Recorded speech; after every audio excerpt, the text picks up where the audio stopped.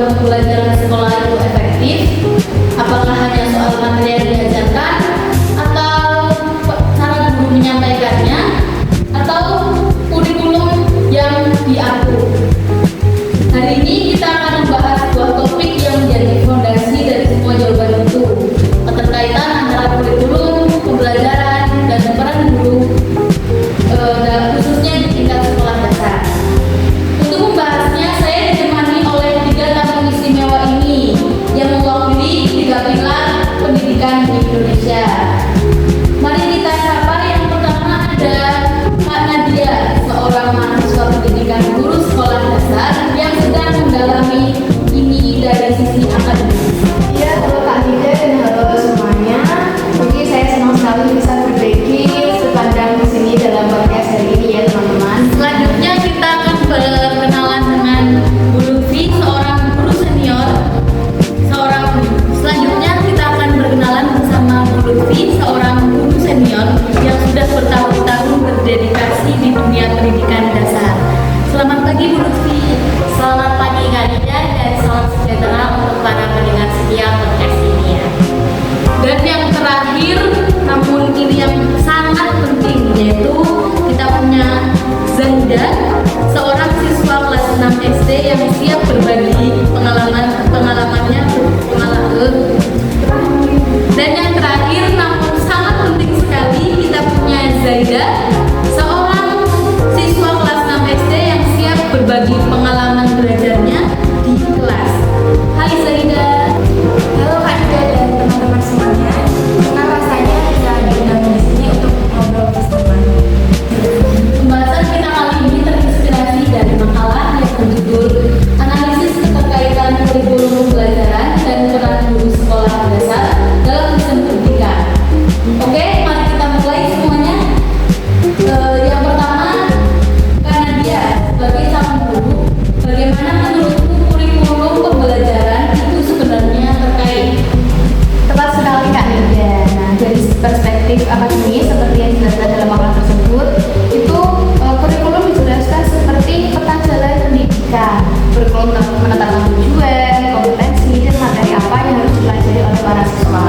Sementara itu pembelajaran adalah perjalanan itu sendiri. Jadi kita punya peta itu adalah kurikulumnya, sedangkan pendidikan itu sebagai perjalanannya. Jadi keduanya itu adalah proses nyata di kelas untuk mencapai tujuan yang ada di peta itu. Jadi antara kurikulum dan pendidikan itu tidak bisa dipisahkan. Kurikulum merdeka misalnya tidak hanya menargetkan siswa hafal ilmu pengetahuan, tapi juga menguasai kompetensi ABK 21 seperti berpikir kritis, kreatif, dan kolaboratif. Nah, proses pembelajaran di kelas harus dirancang untuk mencapai tujuan itu. Kalau kurikulumnya bicara soal proyek, tapi pembelajarannya cuma ceramah dan materi saja, tentunya itu tidak akan sinkron kan ya. Wah, analogi peta dan perjalanan yang sangat jelas sekali ya Kak Nadia. Selanjutnya Bu Lutfi, di lapangan, bagaimana Anda itu menerjemahkan peta kurikulum ini menjadi sebuah perjalanan yang menarik bagi siswa seperti Zahida ini? Nah itu tantangannya ya Kak Nida. Dulu mungkin guru itu hanya cukup membuka buku lalu menyampaikan materinya, tapi sekarang peran kita itu lebih dari itu. Di era kurikulum merdeka ini itu menuntut saya untuk menjadi seorang fasilitator yang dimana saya harus menerapkan kompetensi di kurikulum ke dalam kegiatan nyata yang bisa dirasakan oleh anak-anak. Contohnya yaitu proyek penguatan profil pelajar Pancasila atau bisa kita sebut dengan P5. Nah, daripada saya ceramah tentang materi gotong royong, saya akan mengajak anak-anak untuk melaksanakan gotong royong, yaitu contohnya seperti melakukan kegiatan bersih-bersih di kelas secara bersama ataupun membuat kerajinan dari sampah plastik secara bersama-sama. Nah, mereka tidak hanya belajar nilai-nilainya, tapi juga bisa merasakan manfaat dari gotong royong ini. Tapi ya dalam menerapkan pembelajaran ini tuh tantangannya juga lumayan banyak ya Kak Ida. Nah, kami juga butuh pelatihan terus-menerus, terutama dalam menguasai teknologi, yang dimana teknologi sekarang itu makin lama semakin canggih ya teman-teman. Dan juga kita harus belajar menyusun modul ajar. Nah, sehingga kita itu tidak bisa asal membuat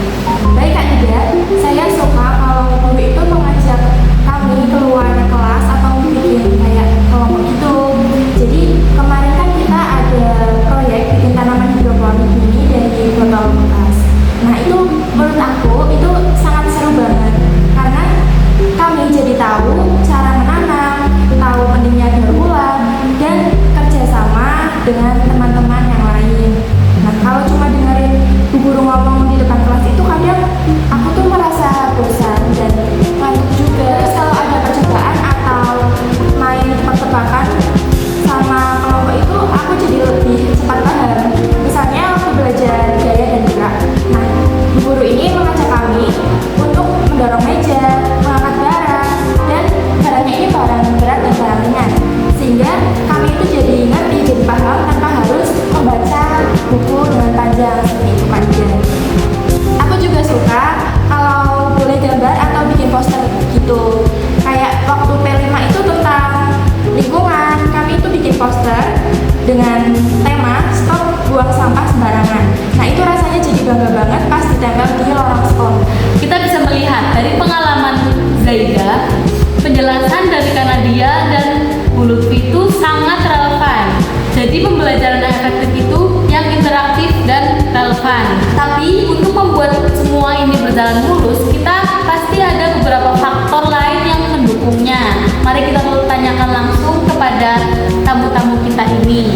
Yang pertama, Kanadia bisa menjelaskan bahwa makalahnya itu kan menyebutkan ada beberapa faktor yang mempengaruhi sinkronisasi pembelajaran tersebut. Bisa dijelaskan Kanadia? Jadi harus tahu ya kan ya, sinkronisasi antara kurikulum, pembelajaran dan peran guru itu tidak bisa secara langsung diambil sebulan per bulan. Jadi ada beberapa faktor krusial. Yang pertama adalah kebijakan pendidikan nasional. Kalau kebijakan kurikulum berubah terlalu cepat, kami di lapangan termasuk para guru dan siswa itu jadi bingung dan butuh waktu untuk beradaptasi lagi. Yang kedua ada kompetensi guru. Ini tentunya hal yang mutlak ya. Jadi guru itu harus paham betul kurikulumnya, punya keterampilan pedagogi dan mampu memanfaatkan teknologi. Yang ketiga sarana dan prasarana. Jadi bisa dikatakan mustahil kalau mau belajar digital kalau sekolah itu tidak punya komputer atau internet yang memadai dan mendukung. Yang keempat ada kondisi peserta didik. Guru harus pandai melihat bahwa setiap anak itu unik, latar belakangnya berbeda, dan jadi pembelajarannya itu harus disesuaikan atau differentiated learning.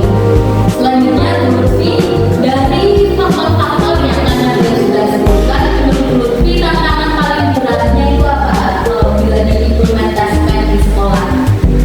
Semua itu saling terkait ya Kak Nida. Tapi kalau boleh saya pilih, saya lebih memilih kompetensi guru yang didukung oleh sarana dan prasarana.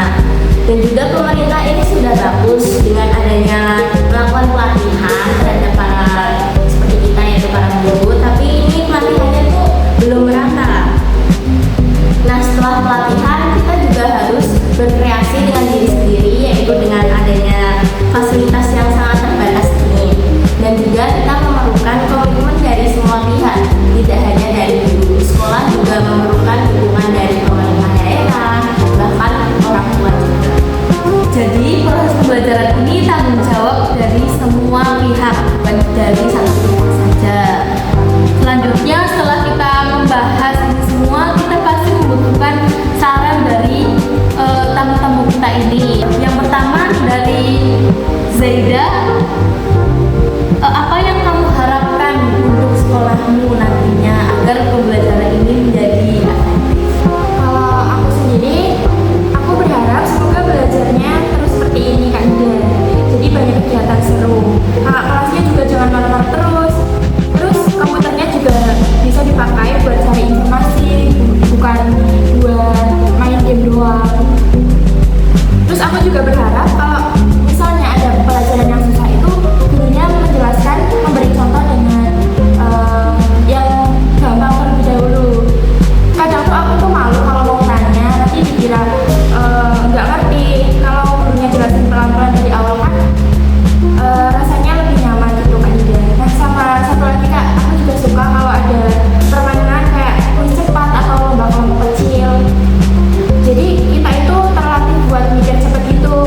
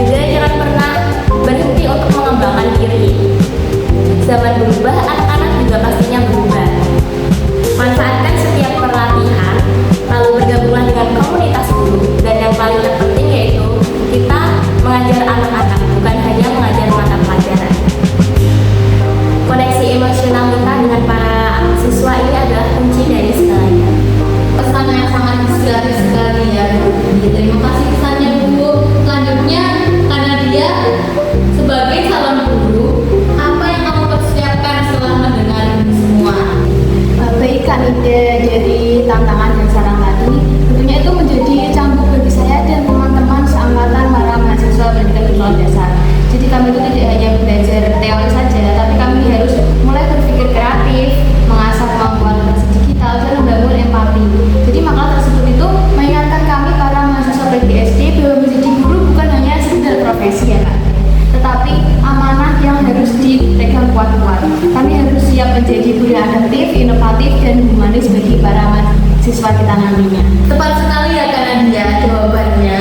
Jadi kesimpulan kita hari ini adalah kualitas pendidikan itu tidak hanya bergantung pada satu elemen saja, namun kurikulum yang baik dan pembelajaran yang efektif dan juga guru yang kompeten itu harus berjalan sinkron, didukung oleh kebijakan-kebijakan yang konsisten, fasilitas yang memadai, dan kolaborasi dari semua pihak.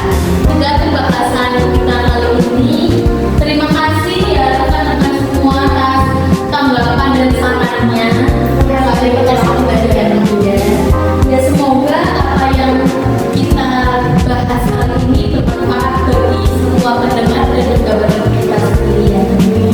Sampai jumpa di podcast selanjutnya, di mana kita akan menjelajahi dunia pendidikan Indonesia dan kita akan menambah wawasan yang lebih luas kembali.